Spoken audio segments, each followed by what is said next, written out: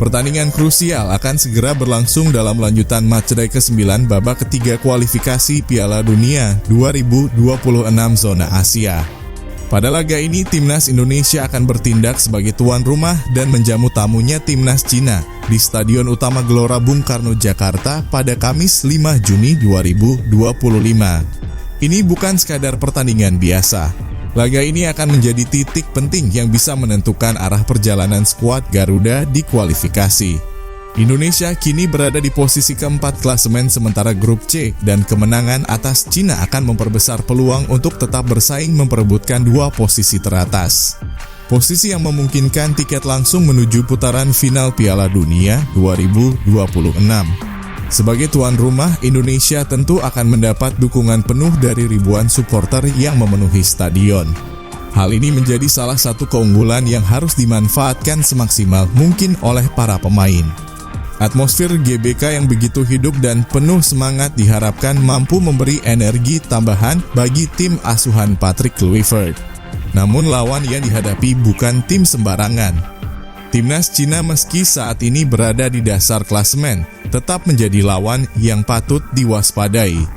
Mereka datang ke Jakarta dengan beban 2 kekalahan beruntun dan kondisi ini membuat mereka diprediksi akan tampil habis-habisan demi meraih poin dan menjaga harapan mereka tetap hidup. Pelatih Patrick Kluivert menyadari bahwa laga ini bukan hanya soal bermain di kandang, tapi juga soal konsistensi, disiplin, dan mental bertanding. Ia telah menyiapkan strategi terbaik agar para pemain bisa tampil maksimal dan meraih hasil positif. Kluivert juga menegaskan bahwa semua pemain harus tetap fokus dan tidak boleh menganggap remeh lawan dalam kondisi apapun. Formasi 3-4-3 diperkirakan masih menjadi andalan utama Patrick Kluivert. Formasi ini memberikan keseimbangan antara serangan dan pertahanan, serta memberi ruang bagi para pemain sayap untuk tampil lebih ofensif. Dukungan dari lini tengah juga sangat penting, mengingat Cina memiliki pemain-pemain dengan postur kuat dan permainan cepat. Berikut ini adalah prediksi susunan pemain Timnas Indonesia melawan Timnas Cina pada laga ke-9 kualifikasi Piala Dunia 2026 zona Asia.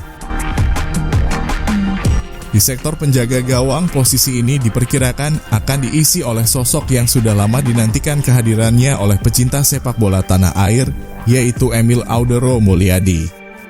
Pada laga penting melawan Timnas Cina tanggal 5 Juni nanti, absennya Martin Paes tidak membuat pelatih Patrick Kluivert panik atau cemas. Sebab kini Indonesia memiliki Emil Audero, penjaga gawang berpengalaman yang telah malang melintang di kompetisi sepak bola Eropa, khususnya di Liga Italia. Emil bukan nama baru dalam dunia sepak bola. Ia pernah memperkuat klub-klub besar seperti Juventus, Sampdoria, dan Inter Milan. Kini untuk pertama kalinya ia akan menjalani debut bersama Timnas Indonesia. Debut ini tentu menjadi momen spesial baik bagi Emil secara pribadi maupun bagi tim nasional secara keseluruhan. Emil datang dengan latar belakang dan pengalaman yang kuat dan diharapkan bisa menjadi pilihan utama di bawah mistar gawang Garuda. Dengan jam terbang yang dimiliki, Emil sudah terbiasa menghadapi penyerang-penyerang top dunia. Ia memahami tekanan pertandingan besar dan tahu cara menjaga fokus di situasi genting. Melawan Cina yang memiliki karakter permainan cepat dan agresif, Emil menjadi harapan besar untuk menjadi benteng terakhir yang tangguh. Di lini belakang, Emil tidak akan sendirian.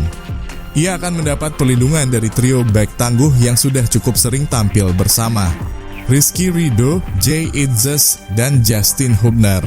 Ketiganya merupakan kombinasi yang telah teruji. Sejak mereka diturunkan secara bersamaan, pertahanan Timnas Indonesia tampil jauh lebih solid. Hanya satu kekalahan yang tercatat saat mereka bermain bersama, yakni saat melawan Jepang, tim papan atas Asia. Di luar itu performa mereka konsisten dan nyaris tanpa celah. Kehadiran tiga bek ini tidak hanya memberi rasa aman, tapi juga kestabilan dalam organisasi pertahanan. Mereka saling memahami peran masing-masing, tahu kapan harus menutup ruang, dan tahu kapan harus keluar dari zona untuk melakukan pressing. Ketika salah satu dari mereka absen, ketidakseimbangan kerap terlihat seperti yang terjadi saat menghadapi Cina di pertemuan sebelumnya dan saat berhadapan dengan Australia. Maka dari itu, jika tidak ada kendala, memainkan Rido, Idzes, dan Hubner adalah keputusan penting untuk menjaga keseimbangan pertahanan. Namun, timnas juga memiliki kedalaman skuad di sektor ini.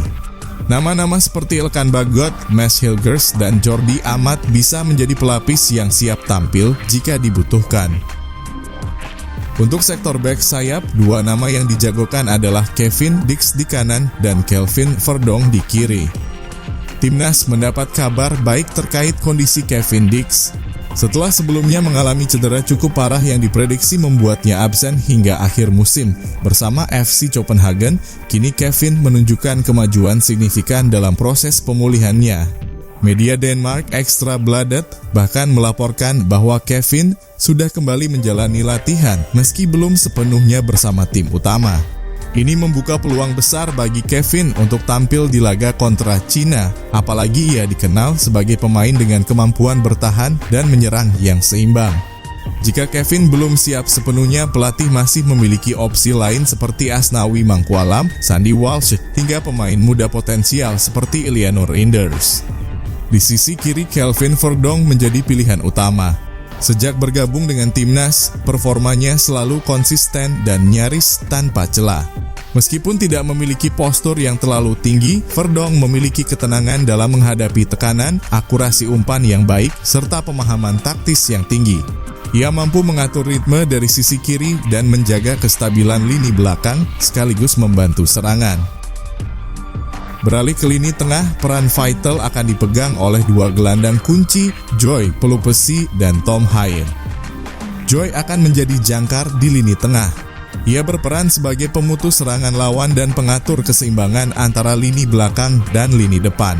Dalam debutnya saat menghadapi Bahrain, Joy tampil mengesankan dengan catatan akurasi umpan mencapai 95% dan dominan di setiap duel. Perannya membuat tim terlihat lebih stabil, terutama saat menghadapi tekanan. Dengan Joy di belakangnya, Tom Haye bisa lebih leluasa memainkan perannya sebagai gelandang kreatif. Tom Haye dikenal sebagai pemain yang memiliki visi luar biasa, pintar membaca ruang, dan mampu melepaskan umpan-umpan terobosan yang tajam. Ia adalah otak serangan yang bisa menciptakan peluang bahkan dari situasi sulit. Kombinasi Joy Pelupesi dan Tom Haye diharapkan bisa menjadi jantung permainan Indonesia. Mereka tidak hanya dituntut untuk solid, tapi juga harus bisa mengatur tempo, menjaga penguasaan bola, dan membuka celah di lini pertahanan lawan. Lanjut ke lini serang, Indonesia akan mengandalkan 3 nama utama yaitu Dean James, Egy Maulana Fikri, dan Ole Romeni. Di sisi kanan, nama Egy Maulana Fikri diprediksi akan menjadi pengganti Marcelino Ferdinand yang dipastikan absen. Sebuah tanggung jawab besar, namun bukan sesuatu yang asing bagi Egy. Saat ini ia menjelma menjadi salah satu pemain lokal paling produktif di Liga 1 bersama Dewa United. Dari 28 laga, ia mencetak 12 gol dan menyumbang 7 assist. Catatan impresif yang membuktikan bahwa Egy sedang berada di puncak performanya. Di usianya yang ke-24, Egy bukan lagi sekadar pemain muda berbakat, ia sudah menjadi senjata utama. Pelatih Patrick Kluivert tampaknya tak punya alasan untuk tidak mempercayakan posisi sayap kanan kepada Egy. Ia tahu cara menembus pertahanan dan menciptakan peluang. Bergeser ke sisi kiri, ada Dean James. Pemain ini akan menggantikan Ragnar Oratmangon yang juga dipastikan absen. Dean bukan wajah baru. Ia sudah mencicipi atmosfer panas saat melawan Australia dan menunjukkan potensi besar. Yang membuat Dean istimewa adalah komitmennya. Ia bukan tipe pemain yang hanya menyerang tanpa arah, dia juga rajin membantu pertahanan. Dalam laga melawan Cina, peran Dean akan sangat vital untuk membongkar sisi kiri pertahanan lawan yang dikenal cepat dan agresif. Kita berharap Dean mampu menjadi pembeda, menjadi pelari sayap yang menusuk dan menciptakan kekacauan di lini belakang Cina. Dan ujung tombak utama Ole Romeni. Penyerang muda milik Oxford United ini bukan striker sembarangan. Ia memiliki kemampuan udara yang baik, penyelesaian akhir yang tajam, serta pergerakan tanpa bola yang sangat berbahaya. Yang lebih menarik lagi, Ole adalah pemain fleksibel.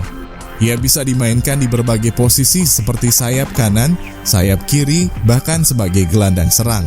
Mobilitas tinggi dan insting tajamnya akan menjadi senjata utama dalam menembus pertahanan Cina yang dikenal solid. Inilah prediksi susunan pemain utama Timnas Indonesia melawan Cina di laga hidup mati tanggal 5 Juni 2025 mendatang. Tapi ini bukan cuma pertandingan biasa. Ini adalah pertandingan penentuan.